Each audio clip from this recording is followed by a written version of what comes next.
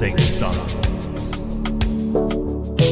I don't even know why I try anymore. Even know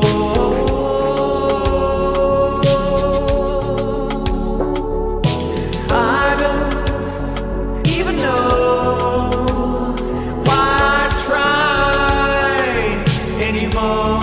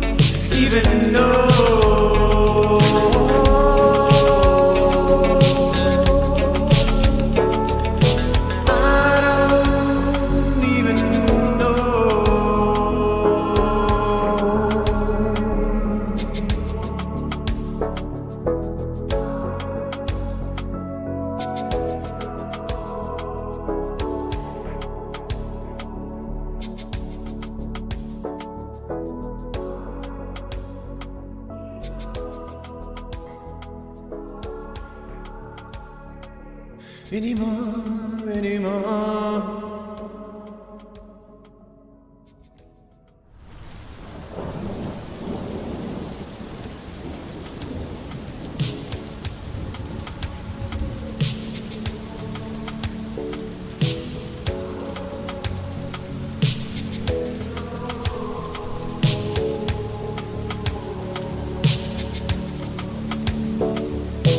I don't even know why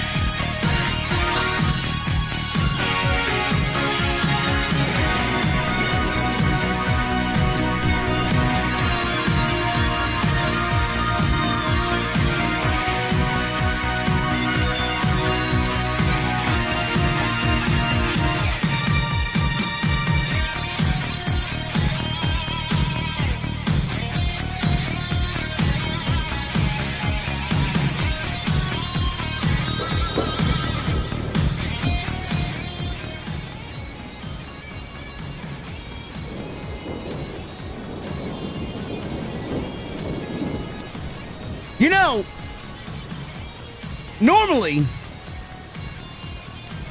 I'm driving to the venue, driving to the beer garden, and when a show usually happens on a Monday or a Wednesday, absolutely Wednesday, Friday, and like we did on Sunday, I usually come on here and I look out the window of the beautiful Dark Horse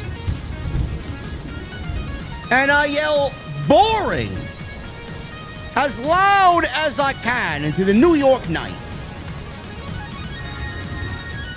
I can't do that tonight, chat. It wasn't boring. It wasn't good. It wasn't even bad. It was fucking terrible!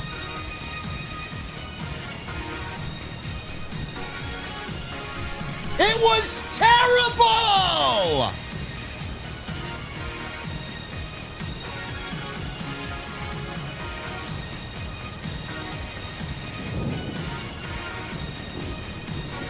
You know, this was a go-home show.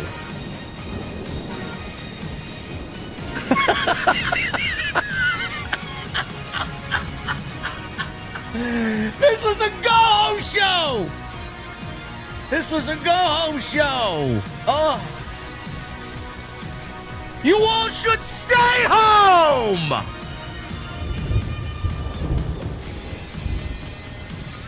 We're going to the beer garden. Oh my God, man. I'm gonna need like 4 old fashions tonight. And when I get 4 old fashions, man, it ain't a good night. And when we get there on this Monday night, I want to know, what the fuck are you guys drinking? I'll see you over there.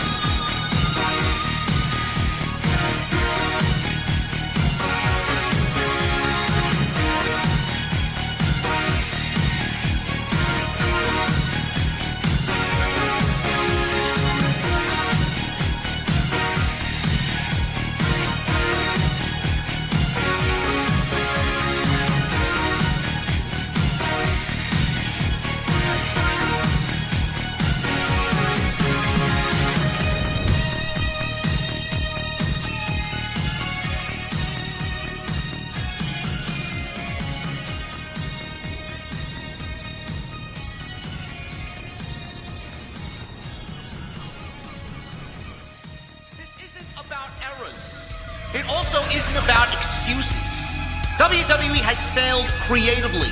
AEW has failed fundamentally. So why did Triple H lose the plot? Why did Tony Khan abandon everything that made AEW special? Because nobody is committed to the one thing that actually matters. Long-term booking.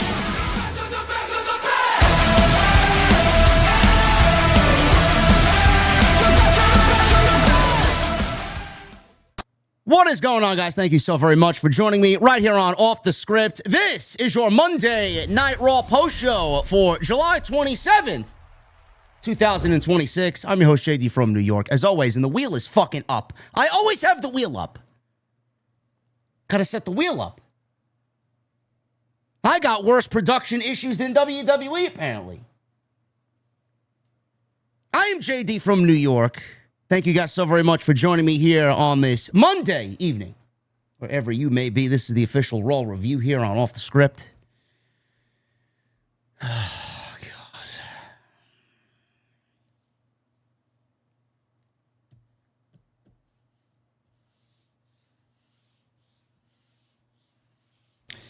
I don't know, chat. What would you like me to say? What would you like me to discuss? I mean, I'm tired, bro. I'm tired.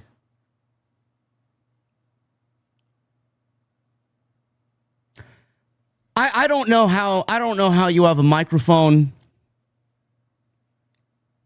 and a platform, a podcast, a radio show, a YouTube channel. I don't know how you have these outlets and you don't scream from the highest of mountains for change to what we're seeing right now. I don't get it. We need to band together. We need to come together and at who we need to at on Twitter. We need to call out those who are responsible for the hideous, downright vile Monday Night Raw we got tonight. I mean, if I could choose a word, to describe Monday Night Raw tonight, word of the day, chat, is insidious. That was Monday Night Raw tonight. It was an insidious Monday Night Raw. I like that word. Oh, man, I like that word. That's an impactful word, insidious.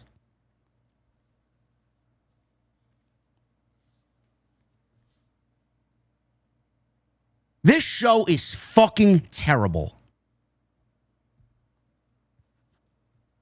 If you don't think so, then you can exit the fucking chat.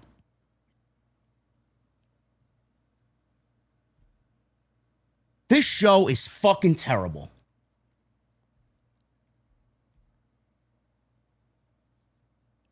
Triple H should be ashamed of what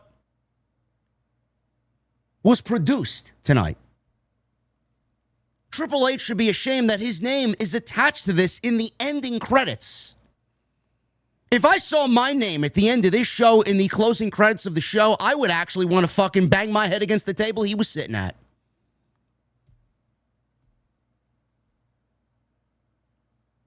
How anybody in that writing room, how anybody on that writing team sat there collectively during the last 7 days and thought that this was going to go over well or thought that this was a good show.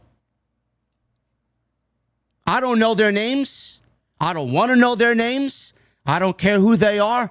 Every single motherfucking one of them. And if one of them happens to be watching this right now, I'm talking to you. If anybody happens to catch wind of this, I'm talking about the entire writing team. You should all be fucking burned at the stake and fucking fired within the drop of a fucking dime.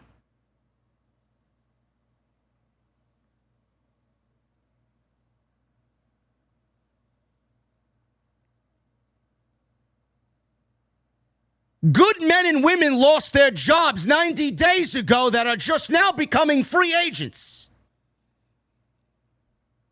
I would collectively bring every fucking one of them back and fire every single motherfucker, male or female, that exists on this writing team, and I'd bring all of them back in a fucking heartbeat.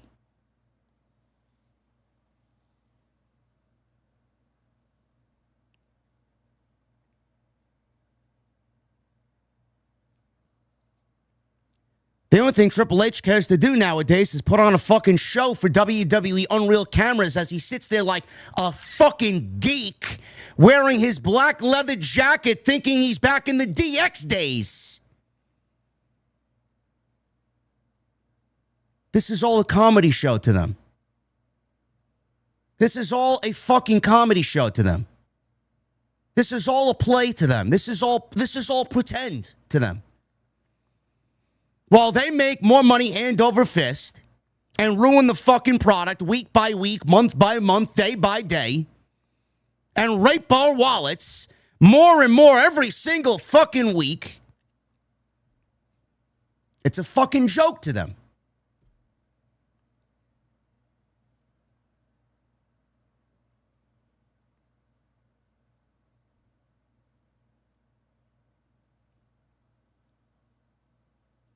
Do you guys believe me now? Nobody wants to hear it. 2025 was bad. Nobody wants to believe me. Do you now believe me that 2026 is worse than 2025? We're not even through July yet.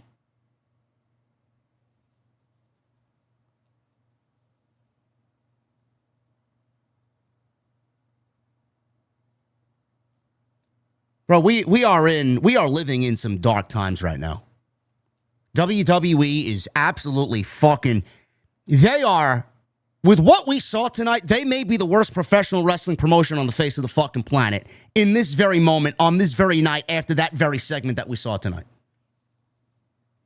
And this is coming off a terrible AEW pay-per-view last night that absolutely lost the fucking plot and abused its fan base and all wrestling fans because Tony Khan is absolutely fucking out of his mind and nothing more than a fucking money wrestling mark who wants to jerk off to 35-minute pro wrestling exhibitions because he likes it and he doesn't give a fuck about anybody else's well-being.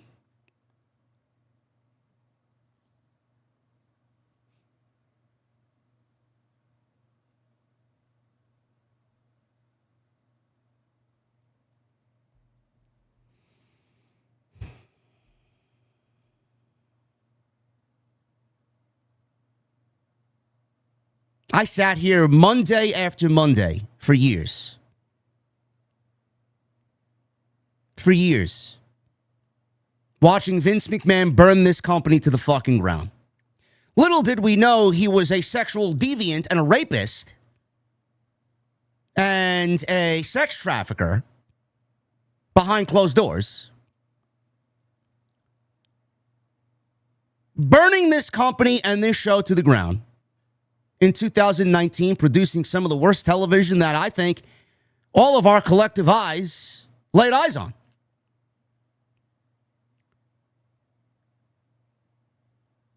The Paul Levesque era in 2026 is now on par. Officially today, I deem it just as bad as the Vince McMahon era in 2019.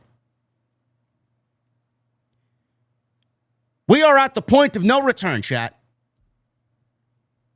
We are at the point of no return. I am now officially counting down the days that Triple H is actively removed from WWE Creative. There is absolutely nothing that he could possibly give me. There is nothing that he could sit down in the wee hours of the night as he gets up out of bed as Steph is snoring next to him to go to his office and sit with the nightlight on and his little bifocals with a nice pen and paper. There is absolutely nothing that this man could conjure up if he sat in a fucking summoning circle and summoned the 7 spirits of fucking hell.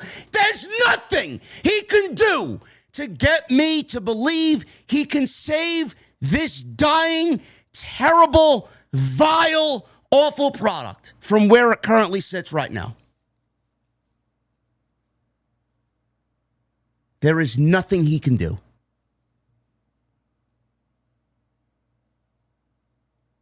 He needs to go. He needs to go. All my trust, every ounce of love and respect and trust I gave him for NXT Black and Gold, he basically fucking pissed on it and put the flames out. He didn't give a fuck. He doesn't give a fuck, and clearly he's given up. He's given up. This show is in the hands of God knows who. And just like everything, okay, I approve this. This shit sucks. All right, let's get it through. I'm done. I'm done supporting Triple H. I'm done supporting anything he has attached his name to. I'm finished. I'm finished. And I was barely hanging on to begin with because the last 2 years have been just fucking absolutely disgusting. I'm done. I don't want to hear from him. I don't want to know him. I don't want to hear anything about what he does. There's nothing he can do. There's nothing he can do. Every single rider on that riding team needs to go. Triple H needs to go. Bruce Pritchard needs to be... Bruce Pritchard should have already been fucking gone. How this man has survived administration after administration after administration, and he's still there. Why isn't he where Kevin Dunn is? is what I want to know. Michael Hayes needs to go. Bruce Pritchard needs to go. Every single fucking one of them needs to go. The best one coming out of all this, the guy who's probably smiling from ear to ear right now, is Brian James. Road Dogg. Remember how we blamed Road Dogg for SmackDown Creative? Fuck out of here. Every single one of them needs to go.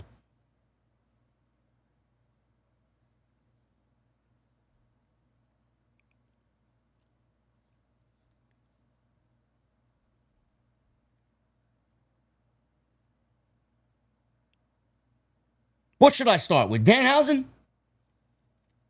Danhausen and Joe Hendry.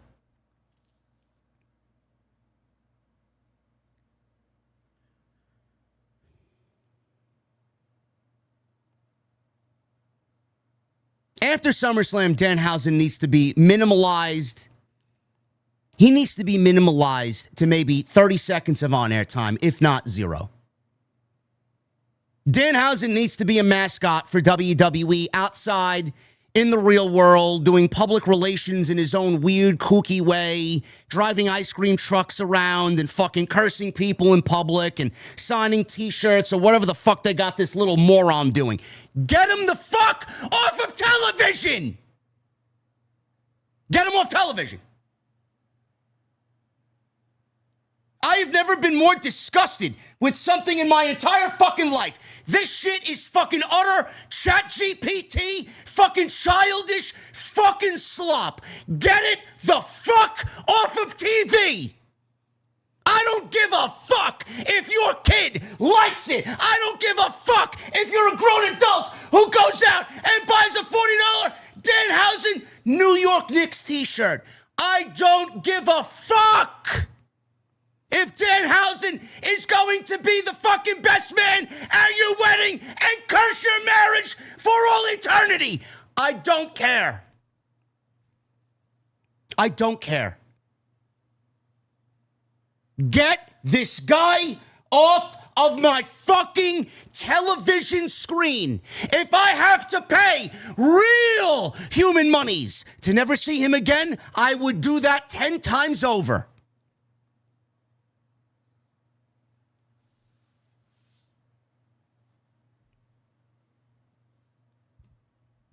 I don't believe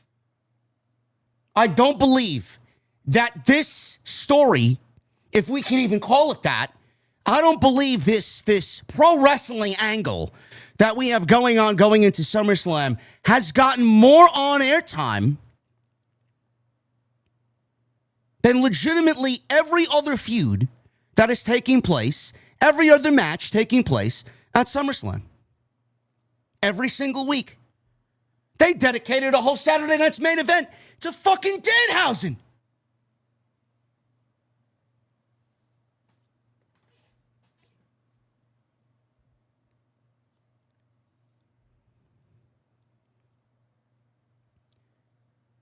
Why does Danhausen have a SummerSlam match? That's what I want to know. Why does Danhausen have a SummerSlam match? Is nobody upset at the fact that Carmelo Hayes has now missed WrestleMania and SummerSlam and Danhausen's on the fucking card? Does nobody have a problem that Bron Breakker... SummerSlam is 2 nights, by the way. 2 nights. Couldn't find one spot for Carmelo Hayes on a 2-night SummerSlam. Couldn't find one spot for Carmelo Hayes on a 2-night WrestleMania. Couldn't find one spot for Carmelo Hayes on 2 of the biggest shows that the company produces all year. Fuck the future, I guess, huh? Fuck the future. The future doesn't matter to us. Danhausen and his fucking absolute garbage, his slop, is what we care about. All because the fucking kids want to see Danhausen and they want Danhausen to curse them and they want to show up in the front row with fucking masks on. I don't give a fuck about your kids. Your kids and what they like are ruining the fucking show. It doesn't need 6 segments on Monday night last week. It doesn't need a fucking concert with him fake playing a fucking piano like he's on fucking Sesame Street.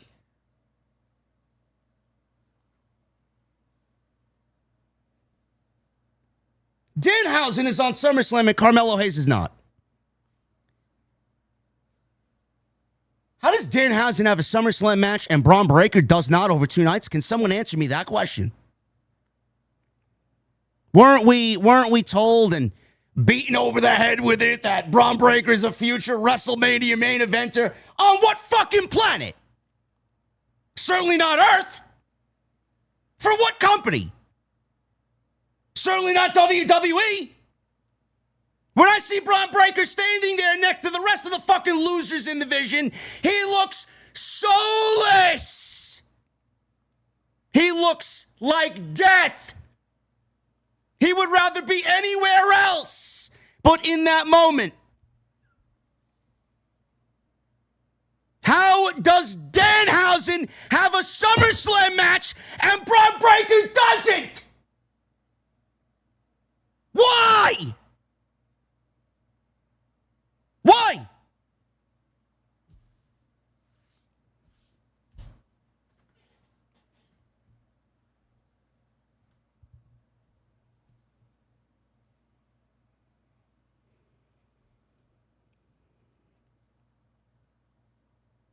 I'm going to throw her name in this because I'm just going to. It just highlights how WWE just seemingly just doesn't give a fuck. Didn't we get Lyra Valkyria just turning heel and having this showcase match with Bayley a couple weeks ago at Saturday night's main event? Has Lyra even made Monday Night Raw in the last 2 weeks? No follow-up to a heel turn. No follow-up after beating one of the biggest legends in the entire women's division's history. Not one peep, not one mention, not one segment, not one match, nothing. Nothing. Let's turn her heel and keep her off fucking television.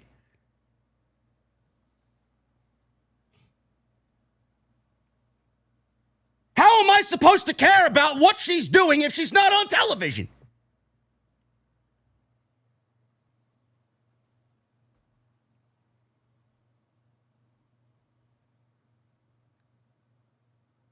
Sol Ruca doesn't have a WrestleMania, she didn't. Never mind WrestleMania. She doesn't have a SummerSlam match. Sol Ruca doesn't have a SummerSlam match. Why? Why?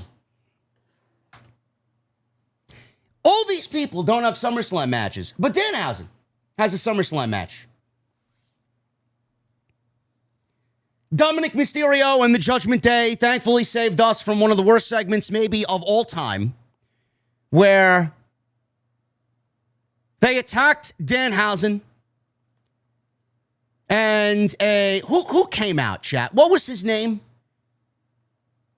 So important, I don't even give a shit who the fuck he was. Who was it? Who was it? Who came out and danced alongside the Judgment Day and then hit Joe Hendry with the guitar? What was his name? Ryan Garcia. Thank you, chat. Ryan Garcia.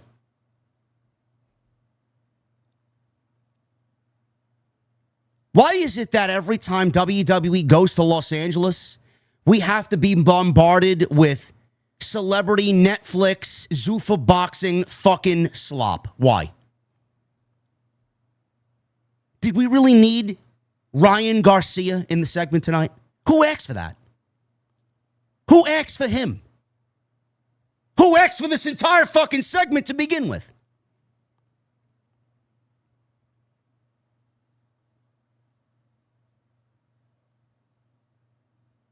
Poor Dominik Mysterio. Poor Dominik Mysterio.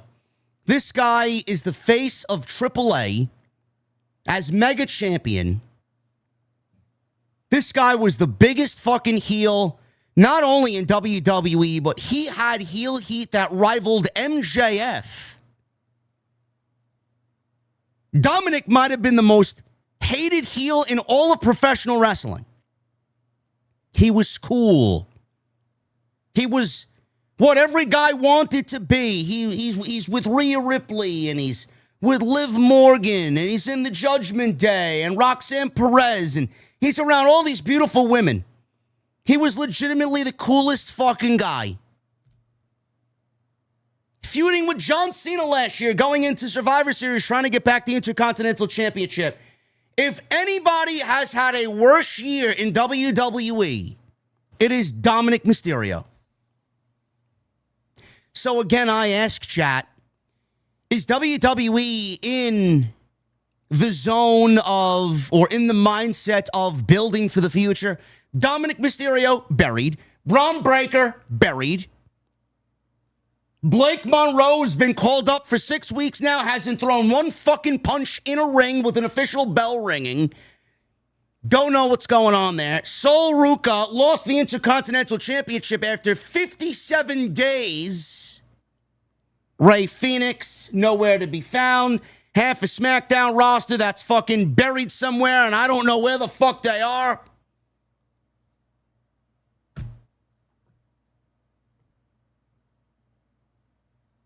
What exactly are we doing here? What are we doing? Have we legitimately given up completely?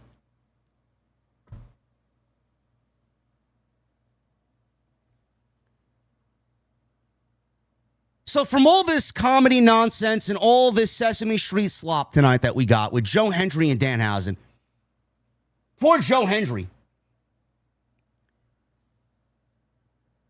You wanted him so fucking badly. You desired to have his services so badly that you put him on NXT in the midst of a TNA contract, wined and dined him to come on over, brought him over with 3 or 4 months still left on his existing TNA deal. He wins the NXT championship, only to then get called up, and we find him dancing around with Danhausen and midgets on Monday Night Raw in Los Angeles. This is the same Joe Hendry, mind you, that walked out at WrestleMania with the TNA World Heavyweight Championship and answered a Randy Orton open challenge.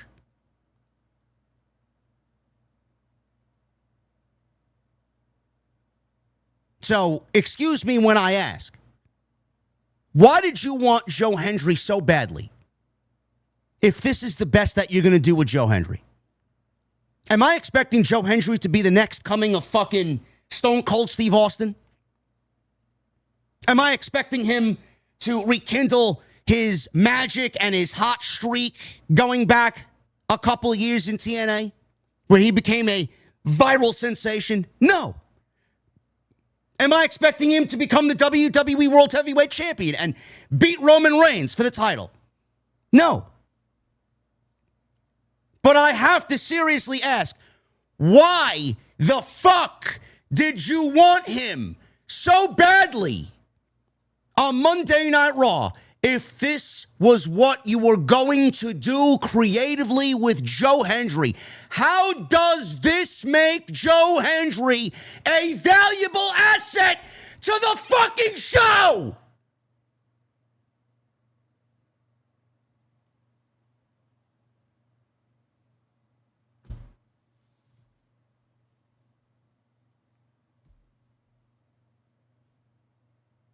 You left NXT's main event scene left for dead, and you call him up to have him play guitar with Danhausen playing a fake organ, dancing with midgets. Is this the best you got for someone who made a name for himself that didn't need this fucking dump?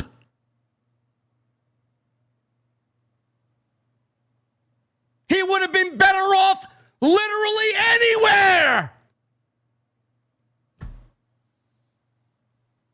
been better off playing in front of fucking 20 people at a rundown fucking bar in Scotland.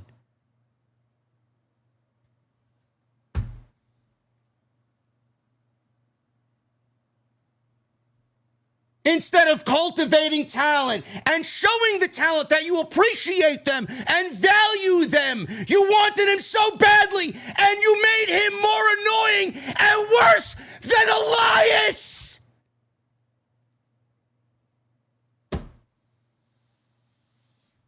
He's got a problem with the Vision. He's got a problem with the Judgment Day. Now he's dancing with Danhausen. What the fuck is his purpose? What is his purpose?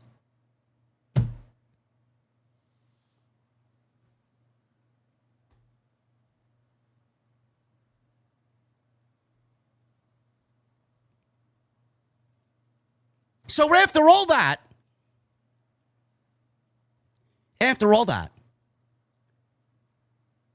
we go to the back and the midgets are licking their wounds and they're all laying on the floor, beaten up by the Judgment Day and Ryan Garcia. Adam Pearce says, I want you to end this. Just give the money back. Brother, I would give money to never see any of this shit ever again. I would give money to have these people who wrote this garbage fired. So after all this, Danhausen proposes a human monies on a pole match.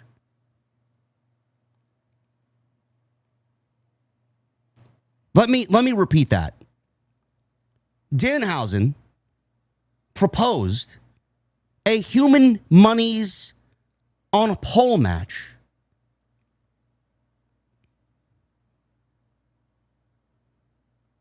Somewhere, Vince Russo is probably smiling from ear to ear.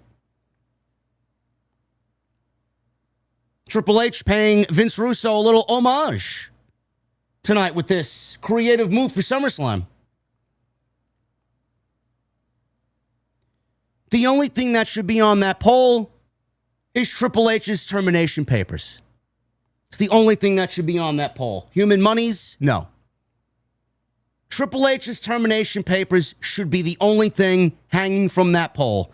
And whoever wins, Triple H is fired.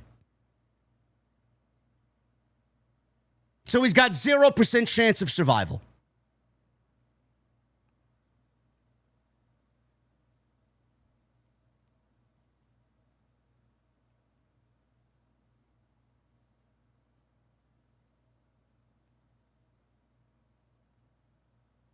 Did anybody laugh? Did anybody dance along? Did anybody smile? Did anybody have a good time? The general feeling on this was that it was hideous garbage.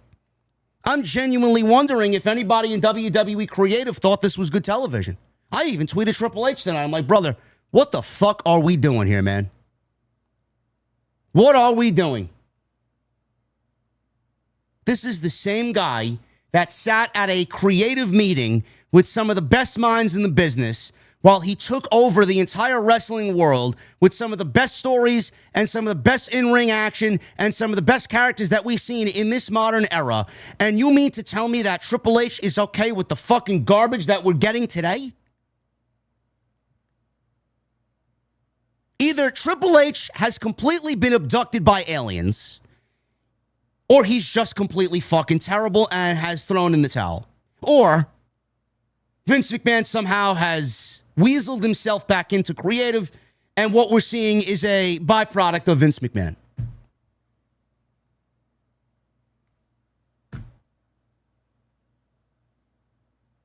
And then people are telling me, oh, it's TKO, JD. Why do you blame Triple H for everything? Because he's the fucking chief content officer. Who the fuck would you like me to blame? Who? Who do you want me to blame? There is nobody else to blame. He's the one to blame. It all falls on his lap.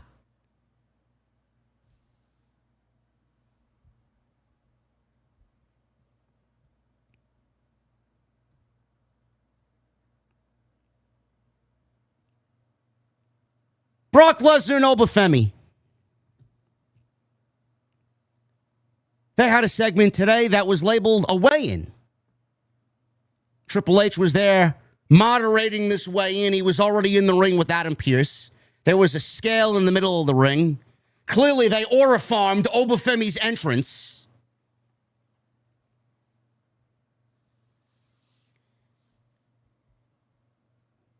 These fucking hacks, these brilliant minds of WWE, they legitimately had their production team. They had their stagehands construct the Hell in a Cell for the Intuit Dome for Monday Night Raw so that it could be visible on screen tonight during this weigh-in.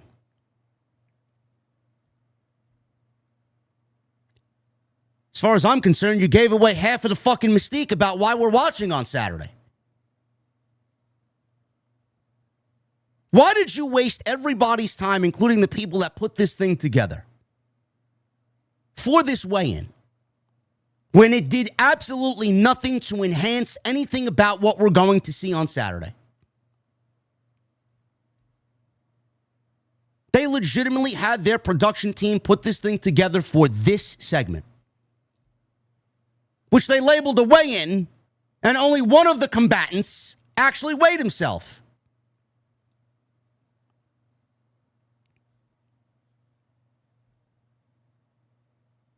So Oba weighs himself. Brock comes down, and he doesn't even get in the ring to weigh himself. He locks the cage door and locks everybody in the cage, including several police officers, Triple H, Adam Pearce, and Oba himself, as he walks around the structure with Paul Heyman, and Heyman's trying to cut a promo in which two microphones had cut out on him. You know, because WWE's production was already so stressed by putting this huge structure together. Two microphones went out. Paul Heyman's promo got butchered. He finally got a working microphone. And when all was said and done, nothing that Paul Heyman said was anything new. Nothing that Paul Heyman said did anything else to enhance this match. Brock Lesnar called Oba a bitch. He gave him the middle finger. Oba says, "You're not getting locked in this cage with just anybody. I'm not getting locked in this cage with you. You're getting locked in this cage with me." And then Oba proceeded to beat up all of these so-called police officers while Triple H was just standing there admiring the Los Angeles PD, Los Angeles finest, get absolutely decimated by Oba Femi. So is Oba's gimmick now to destroy police officers without there being any real repercussions? Without any jail time? Without seeing him handcuffed away and put in the back of a fucking patrol car?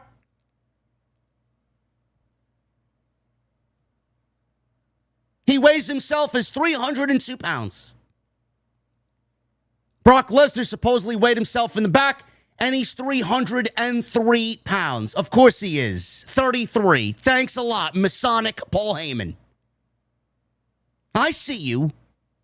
The Beast, 33. Come on, man. I know my numbers in numerology. Give me a fucking break. Are you kidding me?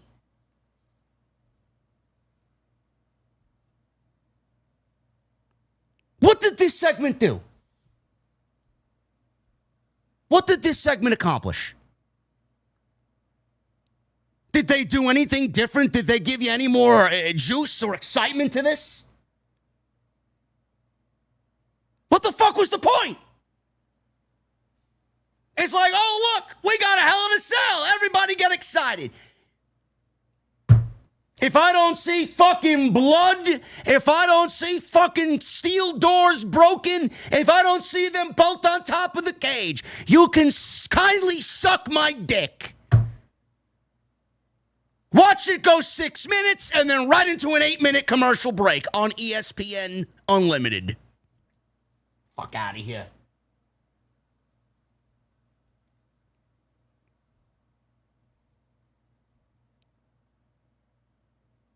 What an absolute waste of time. I feel bad for everybody that had to put that fucking thing together today. Oh, you know what would be cool? Let's put the Hell in a Cell hanging above the Intuit Dome, Triple H. I like that idea, Bruce.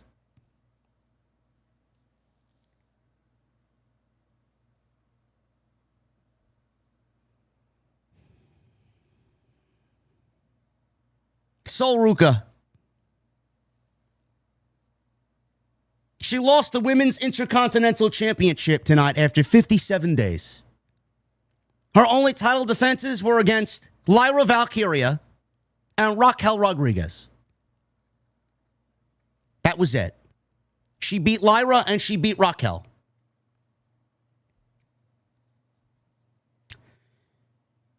I thought we were in the process of building the future up. You know, the Sol Rucas and the Bron Breakkers and the Trick Williams and the Ricky Saints, Carmelo Hayes,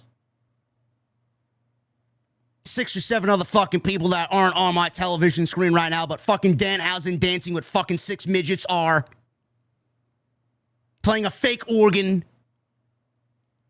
I wasn't sure if I was watching fucking Monday Night Raw or a segment with the fucking Count on Sesame Street. Aren't we, or shouldn't we be building the future? Yeah, about that. Sol Ruca got called up and she was the talk of the town. She was everybody's favorite flavor of the month. Sol Ruca could do no wrong. They thrusted her right into a program with Becky Lynch for the Intercontinental Championship. So much for that, huh? Not only did you disrespect Becky's work for what she did with the Intercontinental Championship, but you took the belt off Becky Lynch to put it on Sol Ruca. And I have to ask, why? Why? Why did you take the belt off Sol Ruca if this was going to be the end result? The woman spent 57 days as the Women's Intercontinental Championship with 2 title defenses, both of which had no story at all for why they even had title matches. Lyra wanted a title match against Sol Ruca for the IC title because she couldn't challenge for the title while Becky Lynch held it. And Sol, being the babyface champion, I'll accept all challenges. Because that's exactly what today's babyface has got to do. And then Raquel Rodriguez, because Liv Morgan wanted her to go get more gold to bring back to the Judgment Day. Hardly a fucking story. In the land of AEW with the sickos, they deem this a story. This is not a story. This is not a story. A story has a beginning, a middle, and an end. A story has dialogue. A story captivates me and interests me on watching week to week. None of these things apply. 57 days, chat. You do realize that the only 2 appearances by Sol Ruca on this show were during these 2 title matches. The last time she actually showed face on this show was the first week of July. We are now in the last week of July going into SummerSlam weekend. She's been off the show for 3 weeks. Not one match, not one title defense. The last time she wrestled Lyra was on June 8th on Monday night. So again, I have to ask, what was the fucking point for the brilliant minds over in the creative department? What was the fucking point of putting the title on Sol Ruca if you were only going to take the title off of Sol Ruca after 57 days and 2 mediocre title defenses? Does anybody have a logical answer for this question, or am I going to get flack from you guys in the fucking comment section and in the live stream chat? I have to ask, realistically, why? Did Lyra make the IC title much more important? Did she take what Becky Lynch did with the championship and enhance what Becky Lynch has done with the IC title? If you can answer yes to this question, I'd love to know why or how. The answer is no. She has not. She did not. She's no longer the champion. Did the title make Sol Ruca a better performer for it? If you answered yes to this question, I will probably look you dead in the face and say, you're a fucking idiot. No, it did not. No, it did not. So again, I have to ask, why did you put the belt on her if you were only going to take it off of her in 57 days? What was the point? What was the point?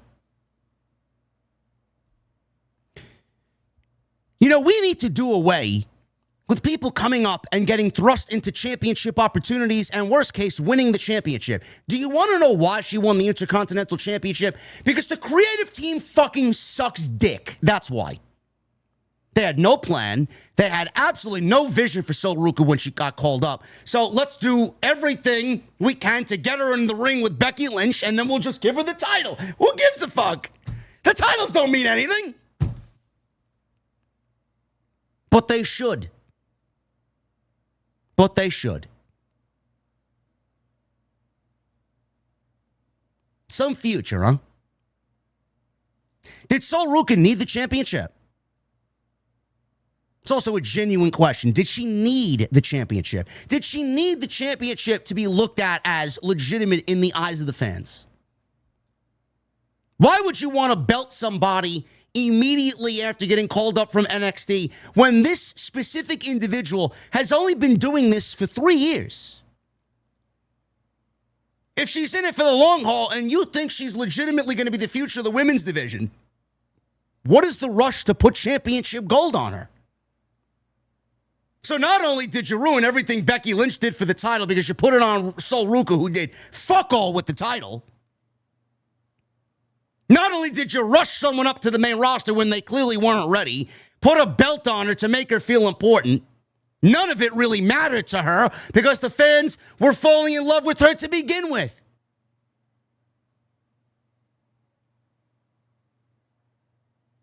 I'm flabbergasted over some of the creative decisions that this company does. Did she need the Intercontinental Championship? Oh, you know what we should really be doing? Here's a fucking clue, Triple H. Why don't we build the up-and-comers? Why don't we build the NXT talent that you call up to the main roster? Why don't we build them up through actual in-ring and backstage storytelling? Why do we need to put a championship title on them if this is going to be the end result? She did nothing for the IC title. The IC title did nothing for Sol Ruca. She just got called up. She had 2 title defenses. She had 2 Monday Night Raw appearances. She did nothing in the last 3 weeks. Becky Lynch and all the work that she did went to fucking shit because you belted Sol to immediately have no fucking plans for her.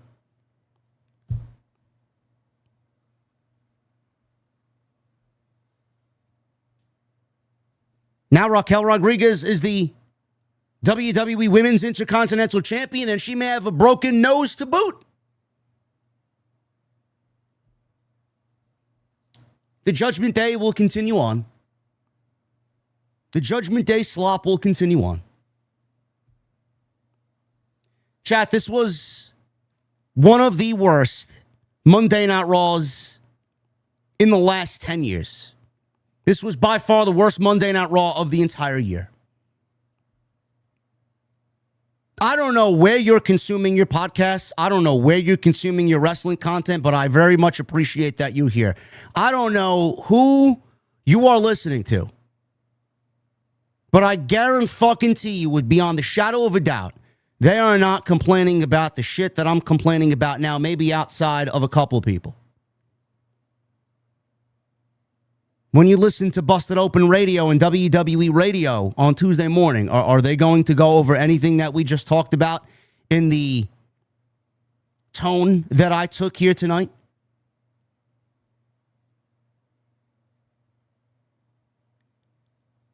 Monday Night Raw is in a dark place right now. And I don't know if the company sees it or not, or if they even give a fuck. I don't know if you guys see it. Los Angeles is a completely different story. Every time they go to Los Angeles, it is an absolute fucking just vile, hellacious fucking I can't even find the words in the English language that are brutal enough to describe this fucking program when they're in Los Angeles. It is an absolute fucking just pile of steaming fucking shit. Celebrities and Netflix and fucking commercials and advertisements and more celebrities and fucking Zuffa boxing. You watch Monday Night Raw and you are bombarded with the same thing every single fucking week, and they think it's good television. Today we didn't get the fucking guys and the girls walking into the building with their fucking imaginary coffees and imaginary phone calls while they're walking into the building with their cell phones, and Cody's fucking veneers and his pearly whites all fucking fake smiling into the building as he realizes the camera's not there, trying to realize the camera's not there, but it really is. There is this vile sameness to the show. It almost doesn't even feel real. It almost doesn't even feel you're watching a legitimate combat sport, a wrestling program. Everything is over embellished and fucking beaten to death. They walk into the building the same way every fucking week, pretending like the camera's not there, but it really is. Trying to look away and have fake conversations. And then we go to Michael Cole and Corey Graves. And then we go into either an opening segment that sets up the rest of the show or the main event for the show, or we go into a fucking match like we did tonight, and legitimately within 90 seconds, every single fucking week, you can motherfucking time it out. After 90 seconds, we go into a commercial break. Only to come back for another 3 minutes to go into another commercial break. And then what we get is legitimately 4 minutes of on-air, on-screen television pro wrestling. In the middle of 6 minutes of commercial. 10-minute match, 6 minutes of commercial assigned. And it's like that every single fucking match. The only match that they didn't do it was Raquel Rodriguez and Sol Ruca, where they had DiGiorno pizza, which is not real pizza, by the way. Where they had DiGiorno pizza, sponsored by DiGiorno pizza, when we got a big fucking ad right on the screen and then a little bit of a screen with Sol Ruca and Raquel Rodriguez. They didn't go to commercial, but we saw this big, huge fucking advertisement for DiGiorno pizza.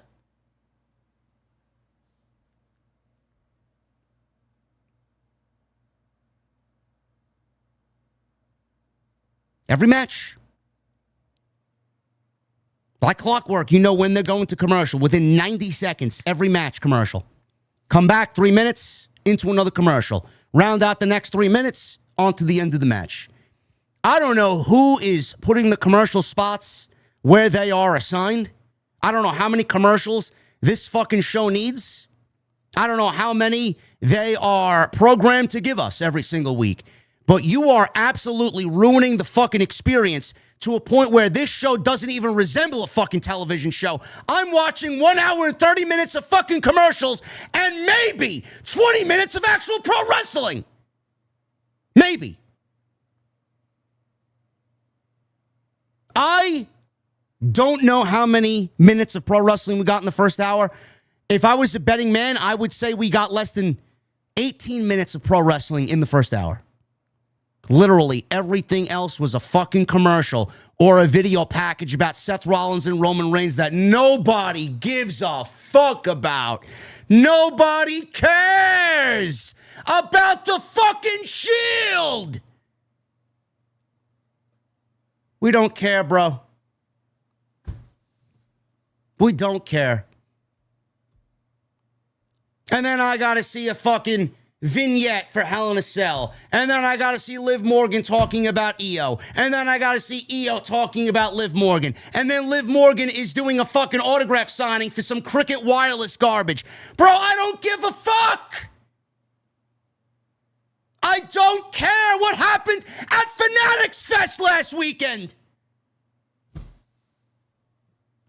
I don't care about the Minnesota Vikings selling us SummerSlam tickets for $25 motherfucking dollars. I don't care. I don't care. You wouldn't have to fucking get a Minnesota Vikings player to promote $25 tickets if your fucking show was actually worth it. It's not worth 25 fucking cents. Have you seen Night 2?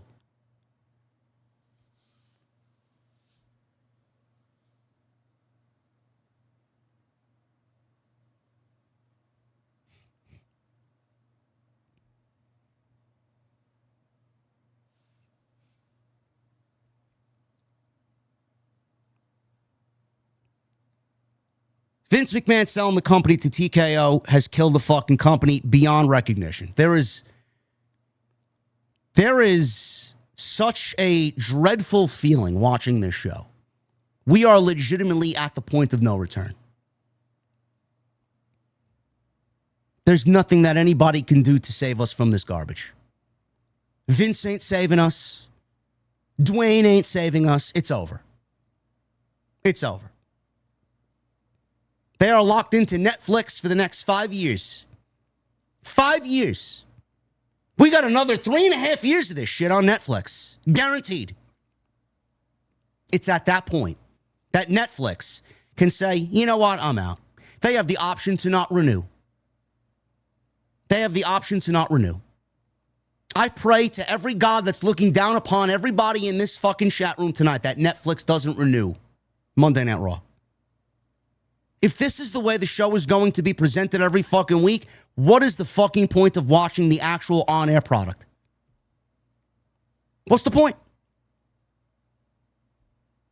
Oh, watch it on a VPN, JD. I can't watch it on a VPN because I don't have an Amazon Fire Stick in my fucking living room, and I'm not going to sit in this fucking chair and sit here and break my fucking back and watch this show on a VPN so I could watch Austin Theory grab Maxine Dupree's fucking ass in tight black shorts. Don't give a fuck.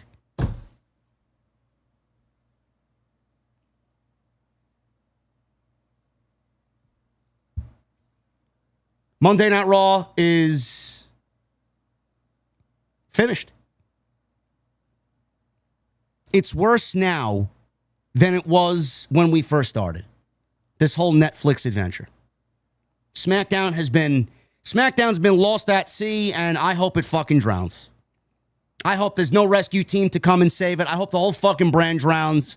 I hope it fucking dies a miserable death. It's fucking terrible. It doesn't even deserve the 2 hours of airtime that currently exist on the USA Network. If I'm USA Network, I'm looking at this shit. This is what I'm paying fucking $2 billion for? This? So much for CM Punk saving SmackDown. The great CM Punk, he doesn't have, he doesn't have that type of power. He doesn't.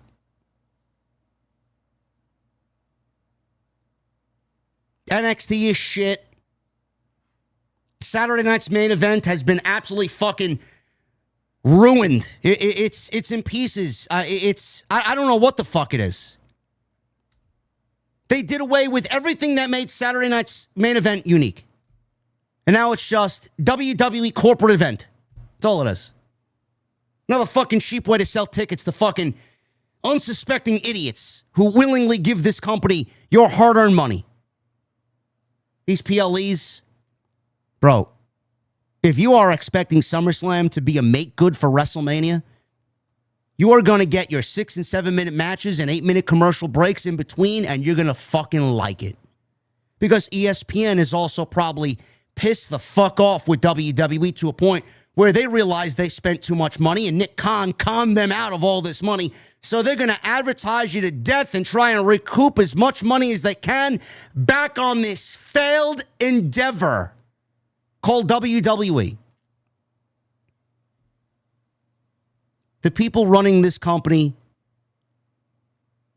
they have absolutely bastardized the company to a point where I legitimately want to vomit every fucking week.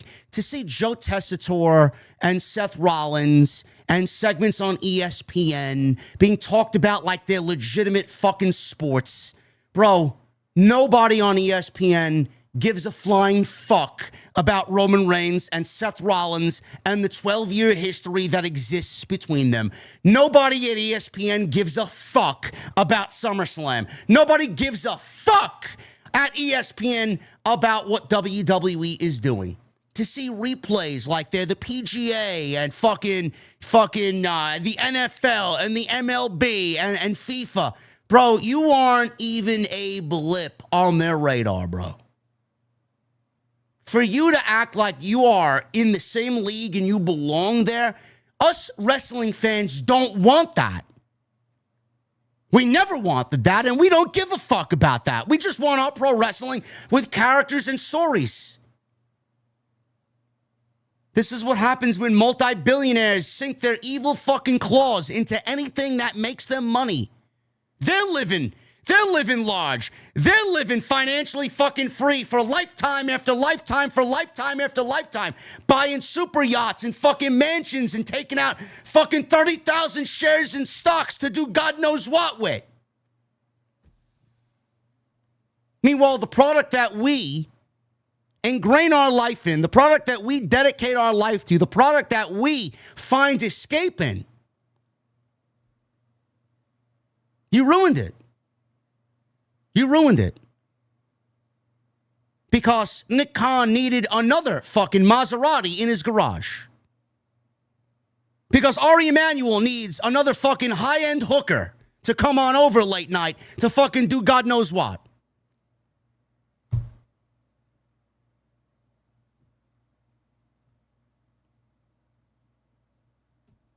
I'm done. I'm fucking done. This shit is deplorable. Absolutely fucking deplorable.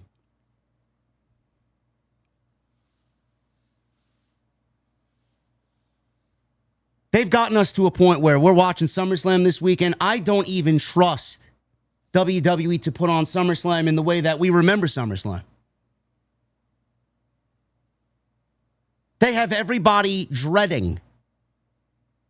We still live with the fucking images of WrestleMania. We still live with that fucking dread coming out of WrestleMania this year, where we got near 3 hours of fucking commercials. 4 hours of commercials between both nights. What was the statistics, chat? What was the statistics? 4 hours of commercials and maybe what? 2 hours of pro wrestling? You think SummerSlam is going to be any different? Oh, but Triple H is trying to make up for SummerSlam, which is why I put the card together the way that he did. He's trying to make up for WrestleMania. So what are you trying to tell me? What is Triple H trying to tell us? That he knew WrestleMania was a steaming pile of fucking dog shit? He wants to make up for WrestleMania. In what way? In what way? SummerSlam needs to be the greatest spectacle that this company's put on since this man has taken over Vince McMahon's throne. And even then, it's not going to do anything for us to get our trust back. I don't know what he's got planned. I don't. Punk and Cody needs to go at least 25 minutes. And it needs to have a heel turn by Cody Rhodes and some semblance of story. Roman Reigns and Seth Rollins will apparently be main eventing night 2. I don't know how the fuck they came to that decision. I'm sure Roman's ego played a huge part in that. They got the night 2 main event over Cody and Punk and the WWE Championship. Who runs the company, chat? Roman Reigns does. Roman Reigns and Seth Rollins need to go at least 25 minutes. And there needs to be a story that takes the bloodline into next week's television and makes me legitimately give a shit. Brock Lesnar and Oba Femi need to have a Hell in a Cell match that blows Punk and McIntyre at Bad Blood 2 years ago out of the fucking water. I'm talking about broken cages. I'm talking about two men on top of the cage. I'm talking about blood. Chad Gable and Penta. If they aren't tasked with 20 minutes minimum, you've already fucked up. Nick Aldis and Gunther. You let Nick Aldis and Gunther go out there, no handcuffs, and you give them a fucking 20-minute time limit to tell us a story. What I'm trying to express to you is that the 6 minutes and the 7 minutes that we were bombarded with at WrestleMania, everything that we got at Mania needs to be doubled. And no, I'm not advocating for WWE to have every match be 20 minutes. I'm advocating for pro wrestling to be first and commercials be second on Saturday and Sunday.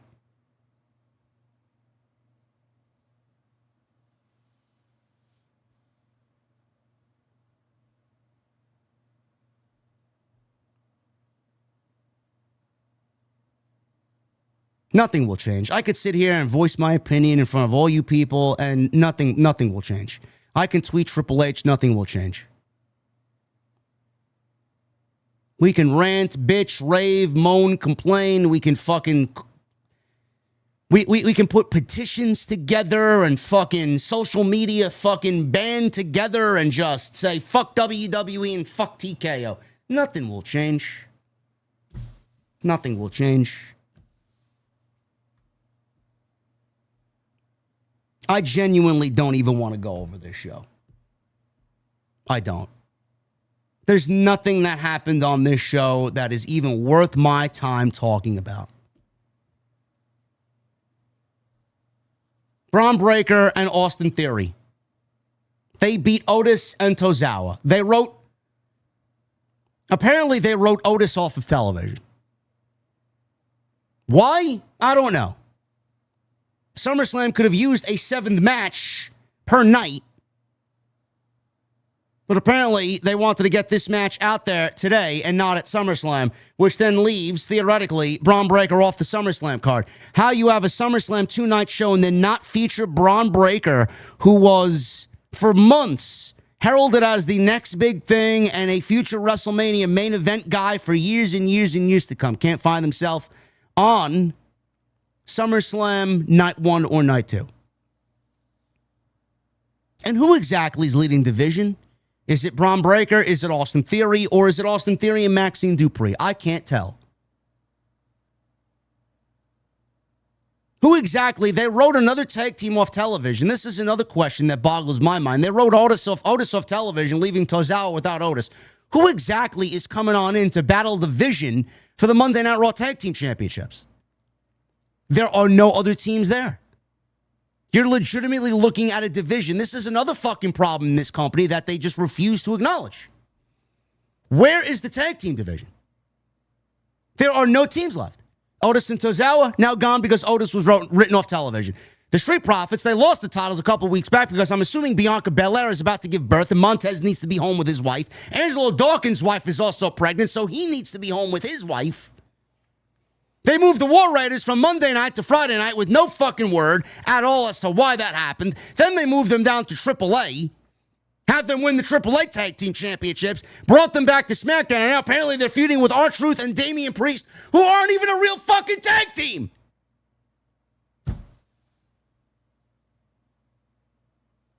The Creeds? Are they even still employed? Or are we bringing Big Cass back next week with Enzo, and they haven't really announced Enzo? He's going to be more of a surprise, and we're going to get Enzo and Cass first division. Because, fuck it, they're not with Paul Heyman anymore. They can do and fucking feud with whoever they want.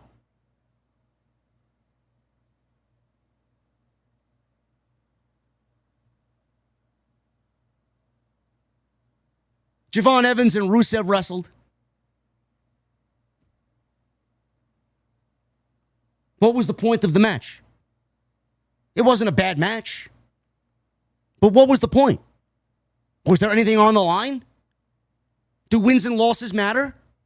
Javon Evans beats Rusev after Rusev made him tap out or pass out in the gauntlet match a couple of weeks ago when they determined a number one contender for Penta's Intercontinental title at SummerSlam. What's the point? Is Javon going to be put in position for an Intercontinental Championship with the winner coming out of SummerSlam? They do work good together. I will give them that. But what was the point? It's just more rinse and repeat from Triple H.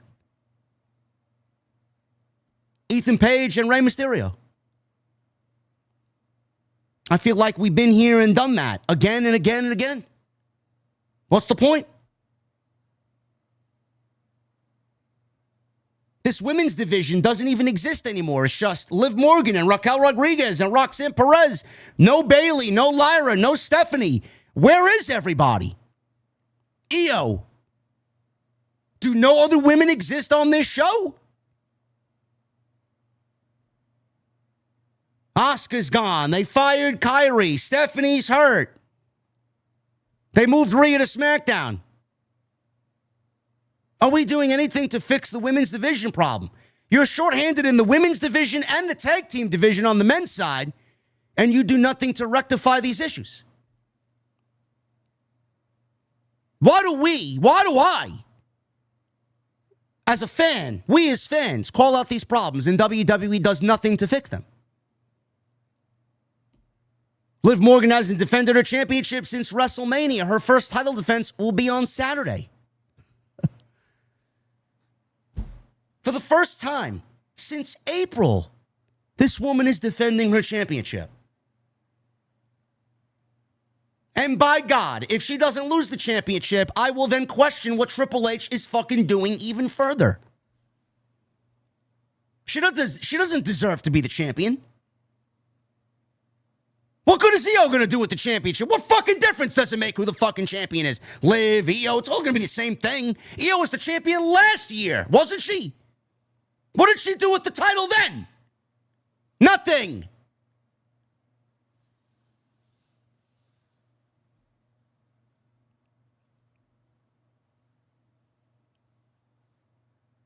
The best thing about this show tonight, genuinely, the only redeeming quality of this show tonight was the fact that Solo Sikoa felt like he was breaking out of his shell and becoming the guy that he currently is right now in the story that he is in. You can see that he's having fun. You can see that with creative handcuffing him and shackling him down with two fucking hideous personalities in Tamatonga and Tolatonga, and in a group that was fucking absolutely just boring. Solo Sikoa is legitimately becoming the superstar that he needs to be. He's jovial, he's funny, he's charismatic, he's humorous, he's just like free. Free. Solo was fucking great tonight. Still don't care about the bloodline garbage, but I got to give him props. I got to give him some props.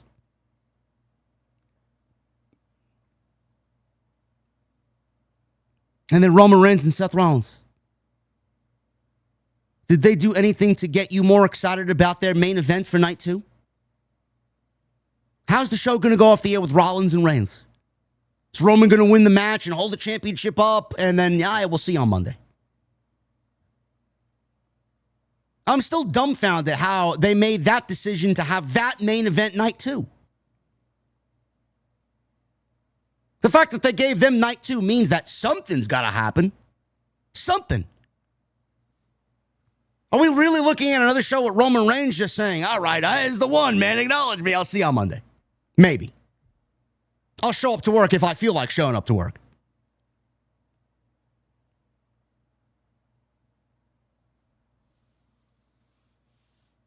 I need to beat you.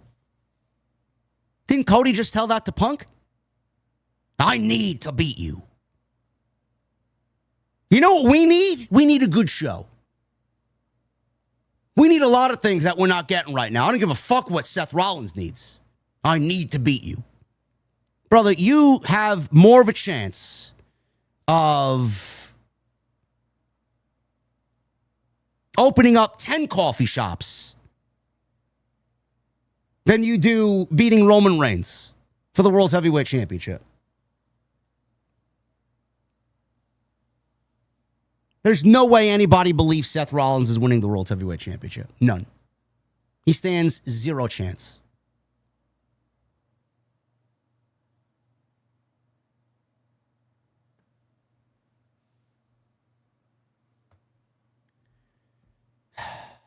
Was there anything I missed, chat? Was there anything else that you wanted me to go over on this show that desperately needs to be talked about? We talked about Brock Oba. We talked about the Vision versus the Alpha Academy. Chad Gable had a promo. EO had a promo. Raquel and Sol Ruca had promos. We talked about Javon Evans and Rusev. We talked about Joe Hendry and Danhausen. Penta had a promo. Rey Mysterio and Ethan Page. Ethan Page beats Rey Mysterio. Liv Morgan had a promo. Solo Sikoa and the rest of the Bloodline and LA Knight and Royce Keys, they did their thing, building to their match. And Sol Ruca lost the Intercontinental Championship to Raquel Rodriguez after 57 days as champion. This was your go-home show. This was your go-home show for tonight. I don't know what else I could explain to you. I don't know how else I could vent my frustrations. I don't know what else I could tell you or say to you that exudes my frustrations with this current product. Pro wrestling is in dire need of change. TKO is ruining WWE and Tony Khan is ruining AEW. And you are all being gaslit from WWE because we're making all this money and TKO's doing all this thing and we're on ESPN and we're so big and bad and we got WWE Radio and we're everywhere and things are up. This is what we do.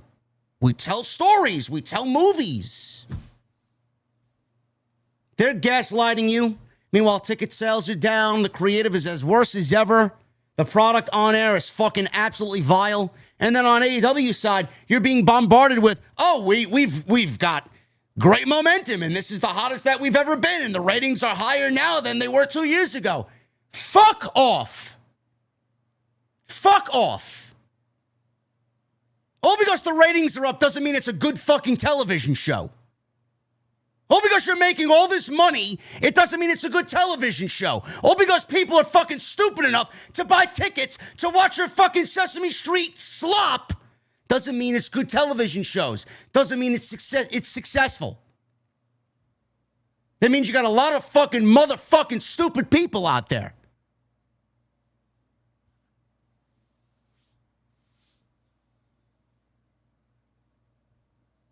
Tell you about Redemption. Redemption was boring.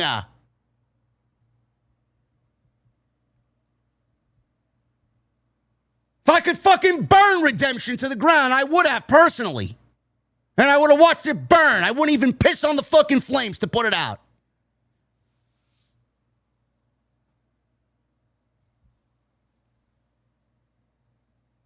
I'm disgusted, chat, and so are you. That's all I got for you. We're going to get into your super chats. This may be the first type of review I've done like this, where I had to, man. I had to come on here and just air my grievances. I couldn't do it. I could not sit here and willingly review this show. That was your show. That was your Monday night.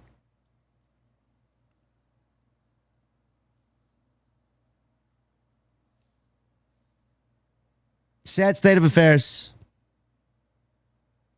It really is.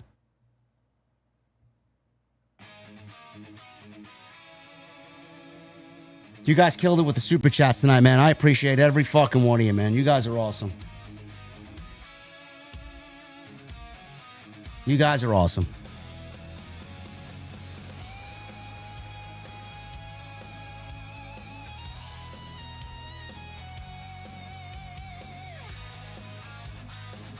Follow me on social media at JD from NY206, Twitter, Instagram, TikTok, and Cameo. Hit that subscribe button down below. Turn on the bell for notifications. Make sure you guys go and check out all the content on the channel. Plenty of it. We were live last night. Jesse and I were live for AEW Redemption. We had a very, very good audience last night for what was a fucking terrible show. Don't let anybody tell you otherwise. Now I hear today Tony Khan wants to create AEW Radio. To do what? AEW Radio already exists. It's called Fightful Select, Wrestling Observer, and Sports Illustrated.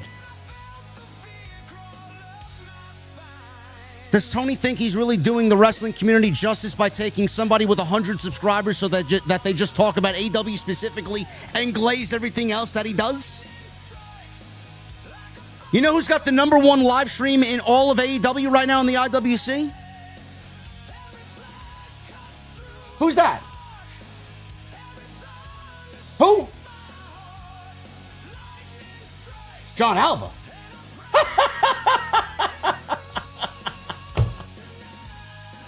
Oh, man. Yeah, sure thing, man. Sure thing.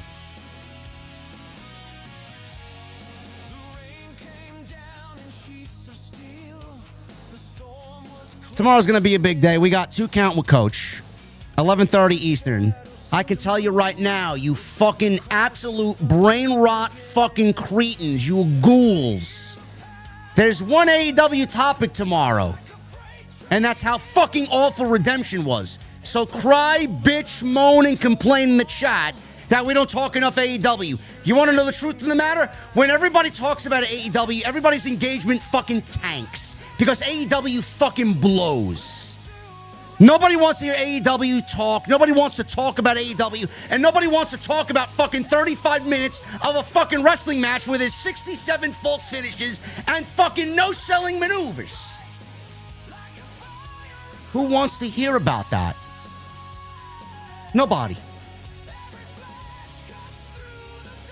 Nobody. Oh, but let's get AEW Radio, Tony. Oh, man. I'm confused. Didn't their little AEW, what was it called? Unleashed or Unrestricted podcast with our good friend and pal Will Washington? Wasn't that canned?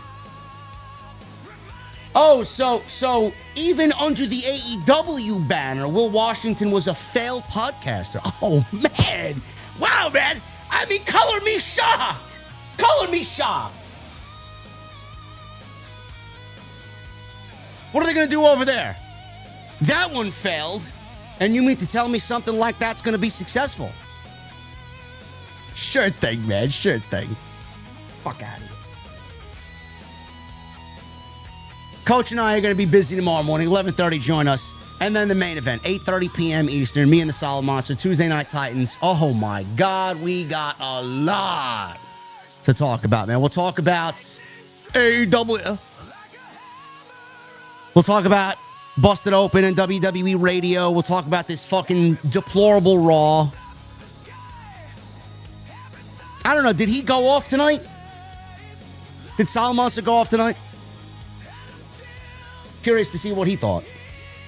All I saw from him tonight, his one tweet was, what the fuck?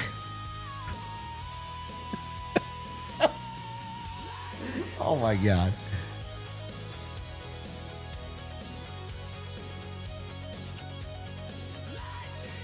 So we got a lot of content coming up. Gonna finish this week strong. We got a big week, man. SummerSlam's this weekend. Tonight we're sponsored by Blue Chew, BlueChew.com. Get your Blue Chew Gold. About 2 months of Blue Chew Gold. Get a third month for free. Using code JD, you're also going to get 10% off your first order and free overnight shipping. That sounds like a great fucking deal to me, man. BlueChew.com, code JD at checkout. Make sure you guys go and check them out. Always love our friends over at Blue Chew.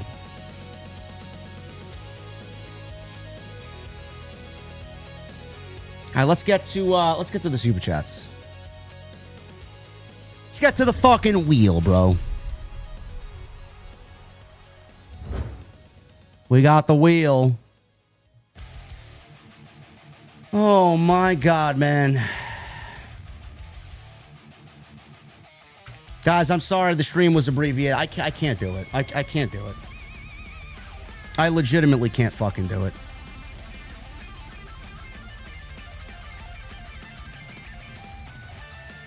Get this guy out of the fucking chat. Oh, BKNY 1982. Getting mad over pro wrestling. It's my fucking job, you fucking complete idiot. It's my job. It is my livelihood. You don't like it? Suck my dick. You're from Brooklyn. Brooklyn fucking sucks. Fuck out of here. Fuck lives in Brooklyn. No fucking parking in Brooklyn. Where you parking? Oh, but I take the train. I take MTA. Fuck that. Fuck out of here. Living in your fucking half a bedroom, half bathroom apartment for fucking $4,000. Fuck out of here.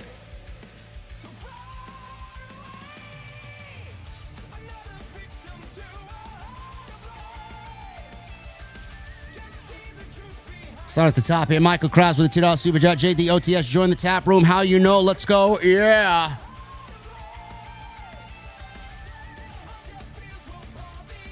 Caden with a $1.99. Liv Morgan, 101 days and still no title defense.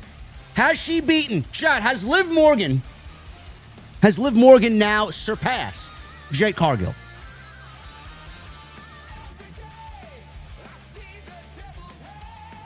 Michelle with a $2 super chat. Her Triple H playing faves with who is on TV or not.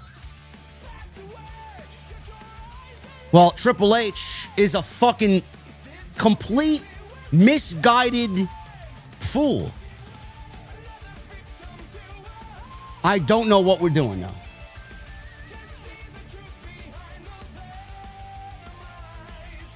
Cody Snyder with 51 months. Happy 42nd to my favorite Metallica album, Ride the Lightning. My favorite song is Fade to Black or the title track, top to bottom, their best. Fight Fire with Fire is my favorite, and my God, man, that album turns 42 years old.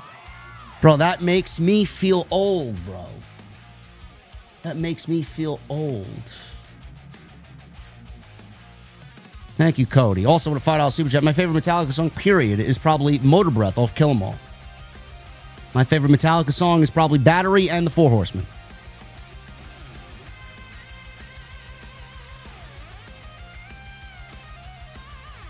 Hardcore Kevin with the $2 super JD. Let's face it, Vince is back, pal. He might very well be. Sooner than later.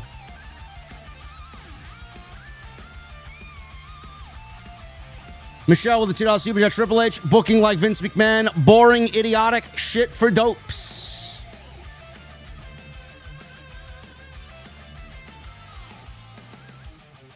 Phil Illuminati with $5 super chat. Solo's very quickly getting over with the crowd as a babyface. He is. He is.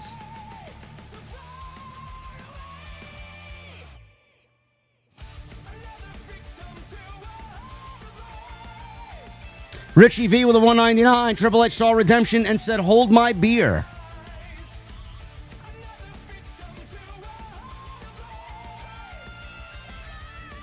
Yo boy Pete with a $100 super chat. This guy gets 10 spots on the wheel. Plus one more. 11 spots for Yo Boy Pete. JD, do you think Sol Ruca has been a failed call-up with the fumbled words in her promo and early botches since her debut and now the loss to the IC title?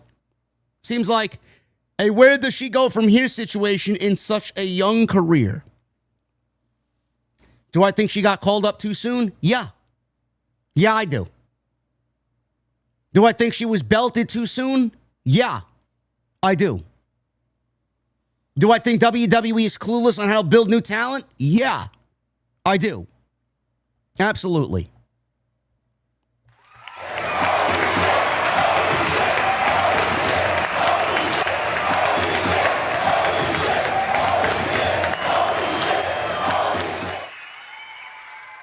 Yo, boy Pete gets the holy shit chant and a nice round of applause for a $100 super chat. And we got another one, Share Shot Sports. He gets another round of applause. Look at this guy.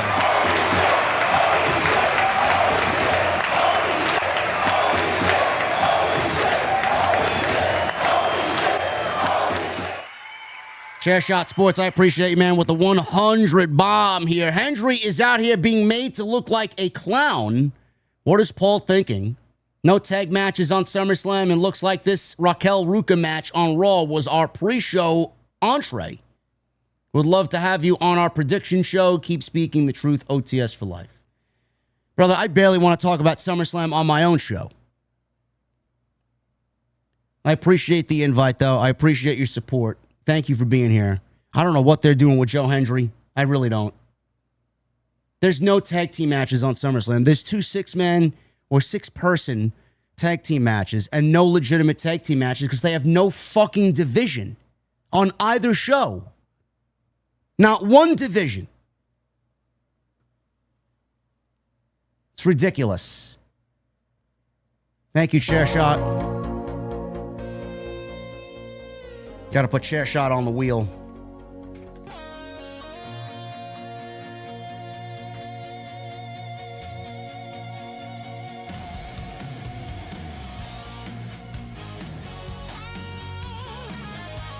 Chair Shot Sports got 11 spots on the wheel.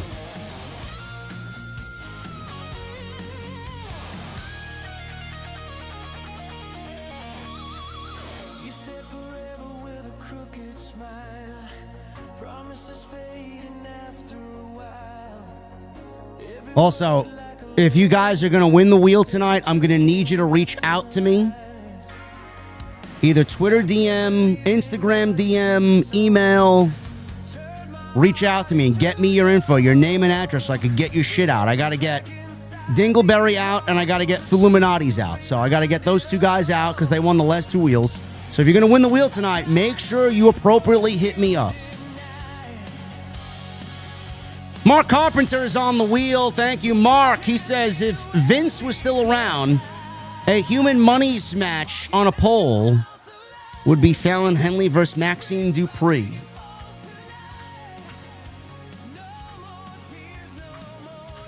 I don't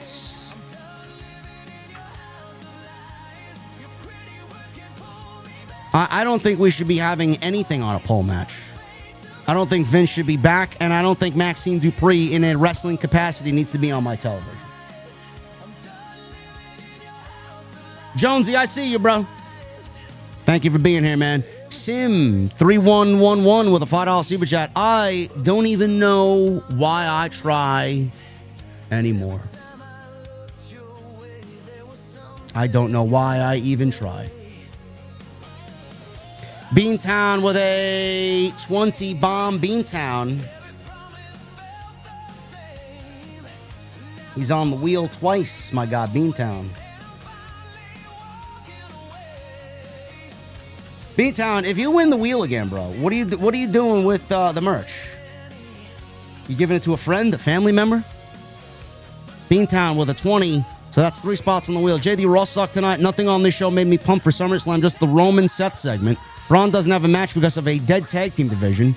That useless concert that I was glad when it was over. Awful show.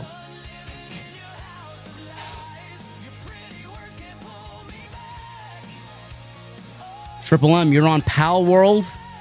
I heard Doc saying that if you're a real man, you don't play Pal World.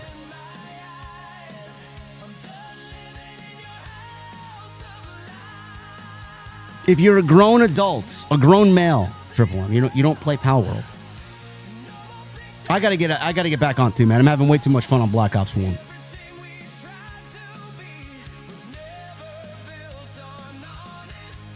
Beantown, thank you for the super chat, brother. Appreciate it. Tone VC, my guy, 41 months, drinking a Leffe Blonde Belgium Ale. That's a good fucking beer right there, bro. That is a good summer beer. Happy anniversary to Ride the Lightning. My favorite song is probably Call of Cthulhu. Solid track. Still, my favorite is Fight Fire with Fire.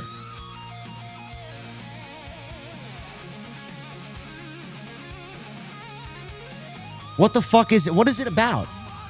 Is it like you catch like Pokemon-like creatures and do what with them? What the fuck? What is it about? I don't even know what it's about. So honestly, I can't even say if it's good or bad. I just heard Doc say it's not for grown men. Honestly, that's what I heard him say.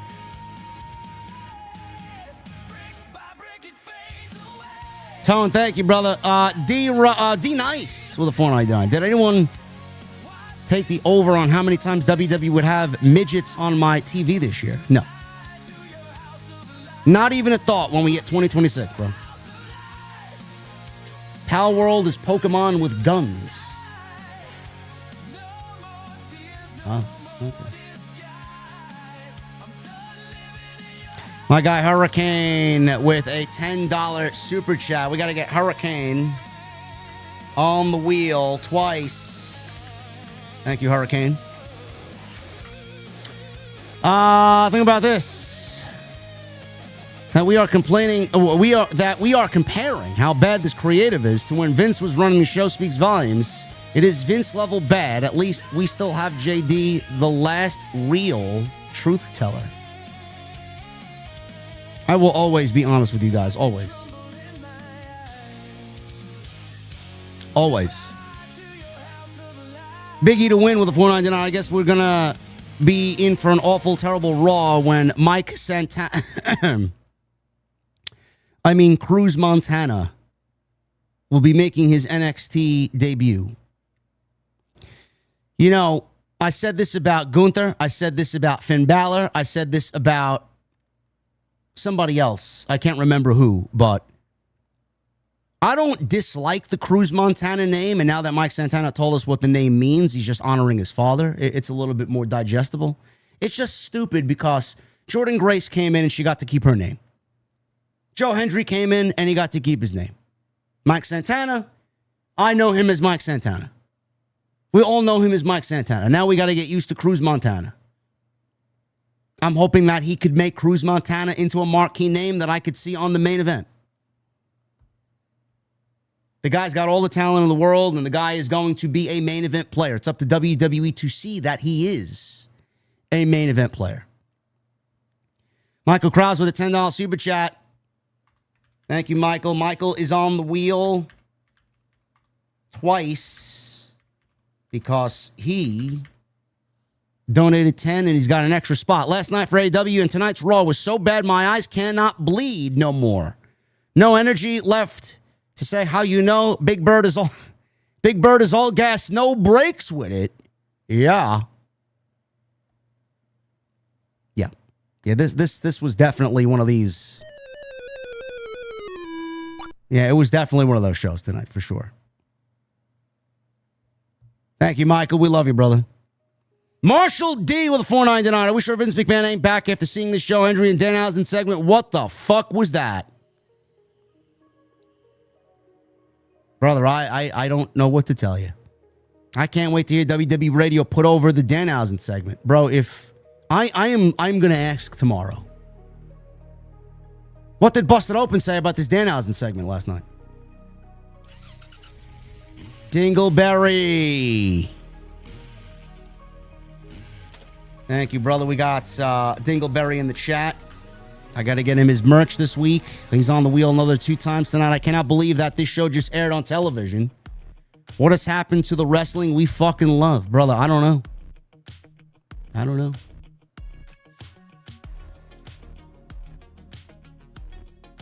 I don't know what to tell you, man. Phil Illuminati with a $5 super chat. We can have a new gimmick for JD for every wrestling show. How many synonyms for terrible can he produce over time for each show?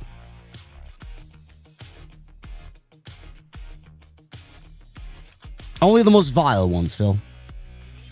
RDM Gergs with a $10 super chat. What's up, JD? Today is my 51st birthday. Love the show. Keep doing what you do. Look at this guy.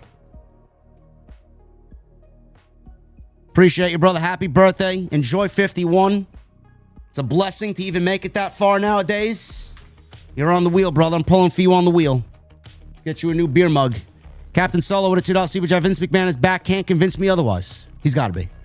He's got to be. He absolutely has to be. Brian Peoples with the $1.99. This feels like 2018, 2019 WWE. That is just fucking awful. Farts in my mouth, Solomonster with a $4.99. Bro, you got the wrong show, but thank you for being here. I guess maybe Solomonster's not around for you to fart in his mouth. So now you came over here. It's time to admit Vince McMahon would be better than Triple H right now. At least Vince was funny, fun to talk about while being bad. This is just plain boring and lifeless. Brian Peoples with a $4.99. If Road Dogg turns things around in TNA, I can feel a rant coming from everyone.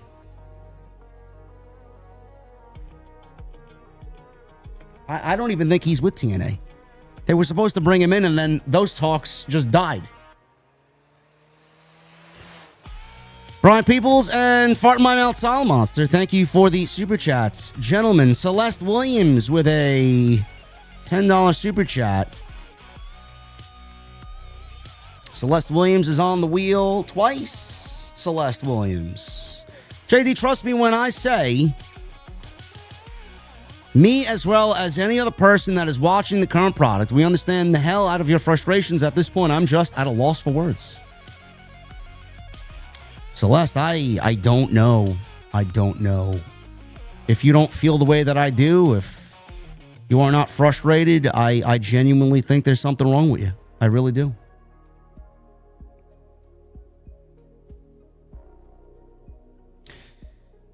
Jonathan Mortel with a $100 super chat. We got to give this guy a round of applause.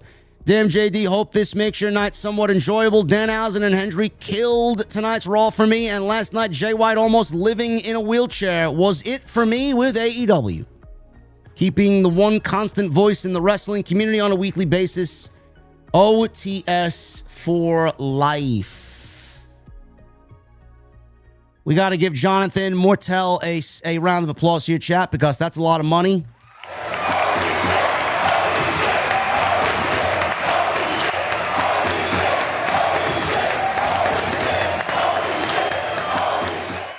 Appreciate you, Jonathan. Thank you for being here, brother. We got to get him on the wheel, too. So let's get Jonathan on the wheel. That is 11 spots for Jonathan. Jonathan has a very, very good chance of winning the wheel tonight.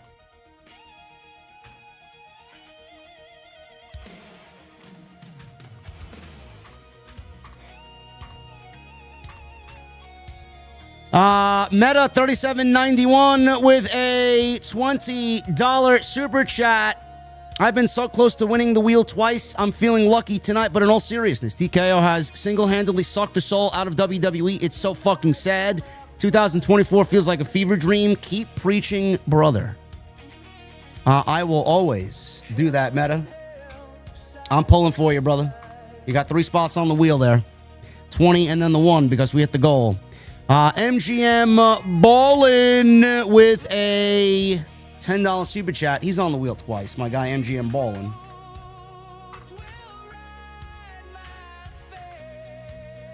Fell asleep because of Raw. Woke up in time for wheel entry. I hope to see you August 7th, brother, at the NYC Arena. We just signed Zilla Fatu versus Amazing Red for the House of Glory Crown Jewel Championship.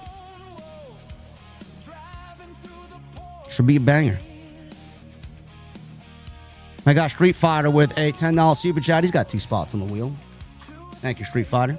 JD, I wouldn't be opposed to you just reviewing AAA. It's a much better show with stories that make sense and heels that are respected. Perros Del Mal are cooking right now. Yeah, I got to catch up, man. I haven't watched in several weeks.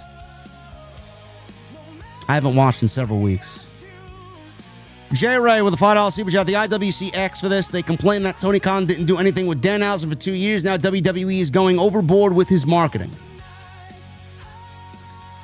I think as a human being, you realize that when you do something a little bit too much, you kind of realize that you're doing a little bit too much. June Mana with a $1.99. Only The Rock can do these concerts. This sucks. Yes. Yes. 27 months. Clone Force. Shout out Chrissy Talks Wrestling. She reacted to your video on Busted Open and on Fake Reactors. She said it was facts and hit on the nose on everything you said. I don't know who that is. I have to look that up.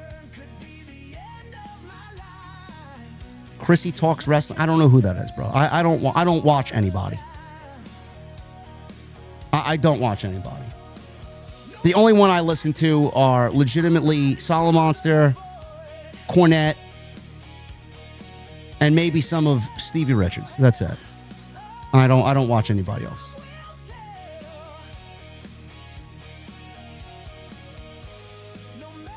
Jeff with a $20 super chat. Jeff, thank you, brother. You got 3 spots on the wheel. My God, Jeff has come close to winning the wheel. Hey, JD, I've completely lost faith in creative and for company to course correct this terrible television. Found out Uncle is about to pass away from stage 4 pancreatic cancer. Any day now. Your show puts me at ease. Thank you. First of all, chat, I want to see some prayer emojis for my guy Jeff in the chat. Jeff, thank you so much for being here, brother. We always appreciate you being here. You're here every night. And if you need anything, bro, you got a whole community here waiting with open arms if you need any support, man. Be easy. Thoughts and prayers with you.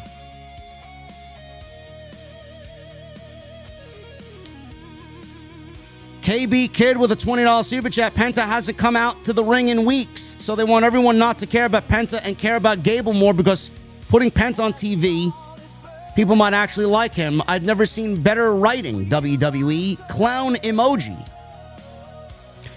Maybe when Penta comes out, their firework bill is through the roof and they are trying to save on some revenue. I don't know. They're trying to save on some budget. KB's got 3 spots on the wheel.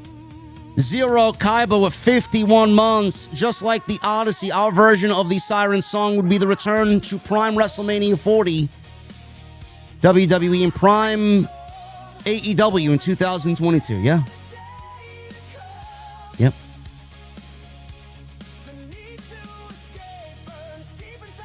Bill Voss with a $5 super chat. AAA Dominik betrayed El Grande Americano, now leads Vikingos group to face El Grande for the AAA title, and then on WWE, he's a clown losing to Danhausen. There's no cohesiveness through the shows. There's legitimately no consistency through the shows. Captain Solo with a 2. AEW looking real good right about now. How you know? On what planet? After Sunday's show, they fucking blew dick, and Triple H basically said, all right, Tony, let me try and one-up you, man. I'll see what I can do.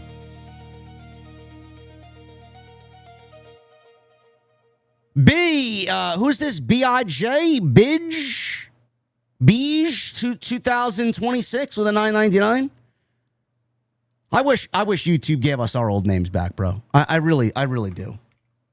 I really wish YouTube gave us our old names back. You got 2 spots on the wheel, brother. Just had our first child born at 29 weeks. He is in the NICU and doing well. Your content has helped us get through this harder time. Thank you, bro. WWE's unbearable television now. You know what? You're getting a round of applause, brother. You're getting a round of applause from me.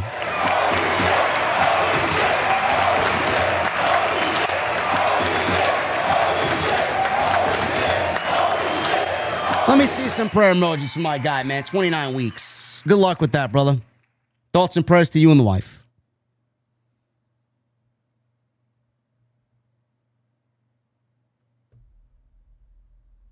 J. Ray with a $5 super chat. The golden days are long over. WWE's TKO's bitch. The only long-term booking that TKO cares about is getting out of debt. That's the story. Yeah. 100%. 100%. My guy Frank with a $10 super chat. He's got 2 spots on the wheel, my guy Frank. Thank you for being here, brother. Thank you, JD, for all the work that you do reviewing this garbage. You, Coach Russo, and Hamin Media Group are my only go-to for wrestling media. All fine gentlemen. All fine gentlemen.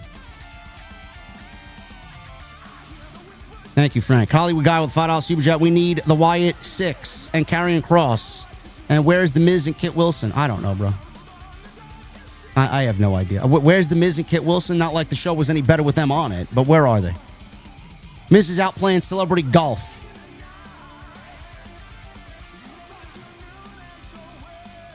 Trey the Gamer with a $4.99. Mind you, they have Johnny Gargano every Friday night laying down like a chump, but no, let's have Danhausen wrestling at SummerSlam. Yeah. Disgusting. Street Fighter with a new membership. Thank you, Street Fighter. I thought you were a member already, but if you weren't, thank you. My guy, Phil.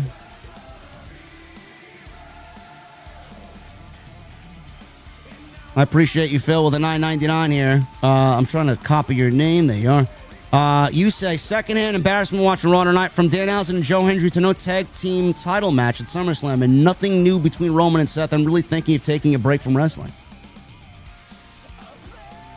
It's pretty brutal out here, brother. It's pretty brutal out here. I don't know what to tell you. I think taking a break might be good for all of our souls. We got Ken with a $9.99. What do you say to those in the IWC who are saying the Danhausen and Joe Hendry segment tonight was asking or akin to the This Is Your Life segment featuring bro? Who's saying that? Whoever is saying that, you need to block them from human existence completely.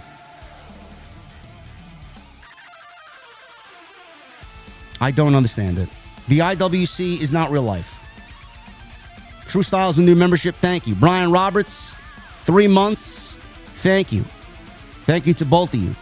Brian Roberts says, what a horrendous fucking show. It's so bad I told my friend he has to watch because he won't believe how bad it is. Brother, you just turned your friend into an ex-wrestling fan. For good.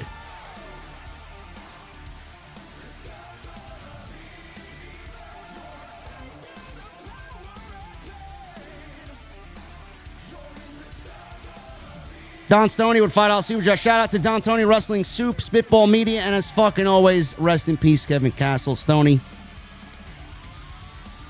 hopefully you had a great Monday, brother.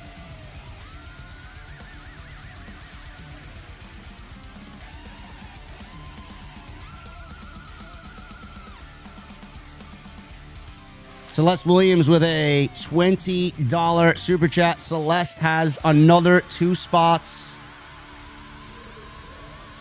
on the wheel. I think Celeste is on there. Yep. Thank you, Celeste. What was the purpose of Triple H in the Oba and Brock segment when he did absolutely nothing at all? He just wants to be out there to steal the spotlight. Oh, look, Triple H is out there. He needs to be a talking point in every segment he's in, even though he doesn't do anything. Charles Wright with a 49 months. Hey, JD, getting married this Saturday night. Better than watching SummerSlam. Wrestling has been bad this year. AEW and WWE have messed up big time. 100%. By the way, if you guys hear anybody else using SummerScam, we've been using SummerScam since the days of living in the basement apartment in the Bronx. SummerScam is my thing. We have t-shirts on it for proof. So if anybody else is using SummerScam nowadays to describe SummerSlam, I don't know where it originated from. Charles, thank you, brother, and congratulations, man. Thank you for being here. I hope that you have a great day, and it's full of happiness. Cake with a $2 super chat. Ryan Garcia, quite the rap sheet. Well, it's not out of WWE's realm to invite somebody that is either a fucking criminal or a deadbeat dad or a shit rapper or a pedophile on their show, or a drug addict on their show, so I'm not really surprised. Six-pack locomotive with a $5 super chat. You would make a better writer in wrestling. Brother, I don't want to be a writer. Just have me at the table and just let me hear what everybody's talking about, and I'll be like a liaison. I'll be like a fucking mediator. That don't make any sense, and I'll I'll be the exact same way I'm here with you guys with them.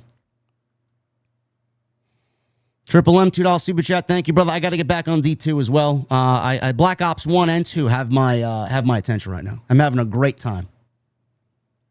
I forgot how fun it was using a silenced Galil on Black Ops 1.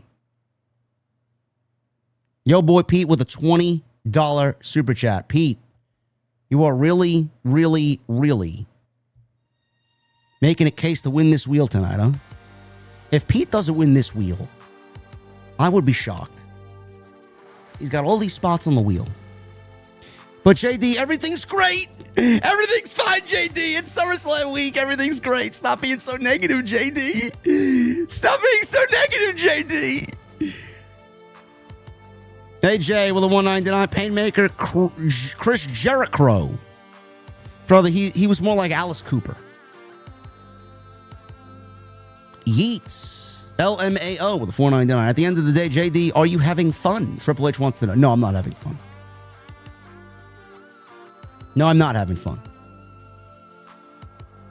Skylar with a $4.99. First time in a long while I turned off Raw before it ended. Decided to hop on Forza Horizon 6 instead. 4 letters, 1 word. Yawn. Yeah. But it wasn't even boring. It was just fucking, it was like I said earlier, it was vile. It was that bad. Illuminati with another $10 super chat, another spot on the wheel. Illuminati says, just so everyone knows, I paused the Lord of the Rings, The Two Towers Extended Edition for Raw today. I hate it here. Brother, I don't know why you did that. I don't know why you would do that. Is this your first? This is your first spot on the wheel, right? I think this is your first spot on the wheel, right? Yeah. Illuminati's got to win this wheel, right? Didn't you win the last wheel? Didn't you win the last wheel? Don Stoney with a $5 super chat. Still don't know how you do this every single fucking day. Same energy, same comedy. Appreciate the grind. Listen, Stoney, it's my job, brother. I got to be on. Even though when I don't want to be on, I got to be on. MGM Ballin with a $1.99. Most likely will be at Hog. Zilla vs. Red will cook. Yeah, absolutely. Absolutely. Yo, boy Pete with another $9.99. Pete, listen, brother. If you don't win this fucking wheel, Pete, I don't know what to tell you. I think the wheel's rigged at that point. Forgot to ask in other super chats, but JD, have you watched Obsession yet? No. I have not.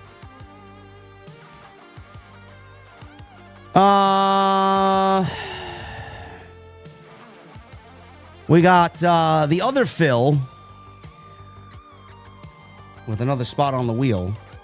$9.99. One of my friends told me we're getting Zilla vs. Amazing Red and High Intensity and immediately made me say out loud, I'm skipping SmackDown. That match is going to rule. Thank you, HOG. Yeah? Yeah, the commissioner cooked with that one. Meta, $37.91, $1.99. Favorite weapon on BO7. Brother, I haven't played Black Ops 7 in like 3 months. I couldn't tell you. Didn't they bring back the AN-94? Another Black Ops 2 weapon?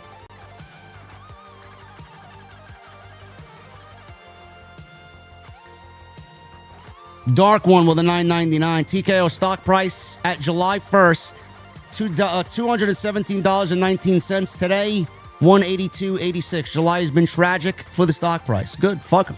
I hope it goes lower. Hopefully it goes lower. Sure, all the sale holders are selling up because they know the bleeding. The bleeding is just now, it's not going to stop. $25 tickets for SummerSlam?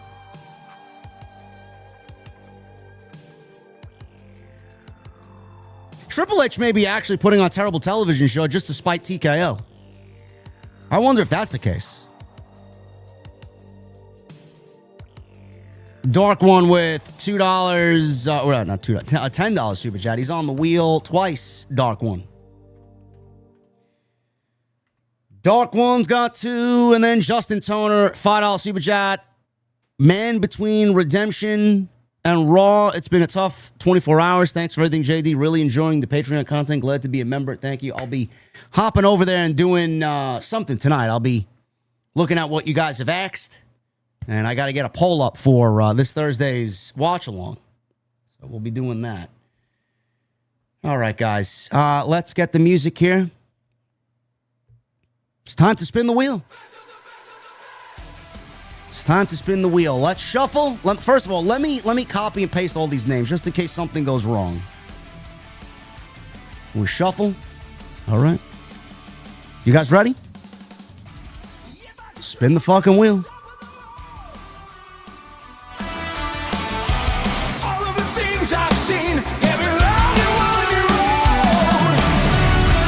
All that I gave up to get what I got.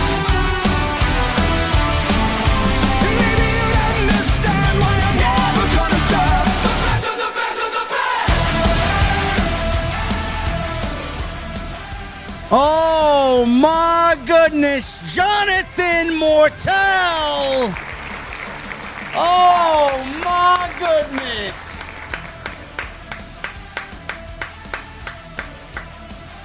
Jonathan Mortel squeaks out a victory over Yo Boy Pete. Oh my goodness, Jonathan, you got to reach out to me, brother. Give me your full name and address, where I'm shipping your prizes, your exclusive OTS merch. I got to get Phil Illuminati and my guy Dingleberry theirs. And we're going to be doing Jonathan's as well, man. So thank you, guys.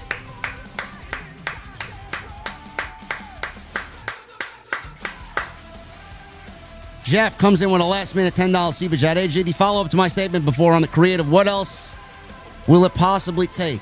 Nothing, brother. Nothing. There's nothing that they could do. There's legitimately nothing they could do to save this shit show. Anyway, guys, I appreciate you all very much. Follow me on social media at JD from NY206, Twitter, Instagram, TikTok, and Cameo. Hit that subscribe button down below. Turn the bell for all notifications.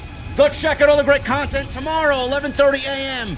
Me and the coach on the 2 count, and then me and the Solomons are on Tuesday night. Titans, thank you for a great stream. Thank you for all the support. I'll see you tomorrow with some great content right here on Off the Script. I'll see you guys later.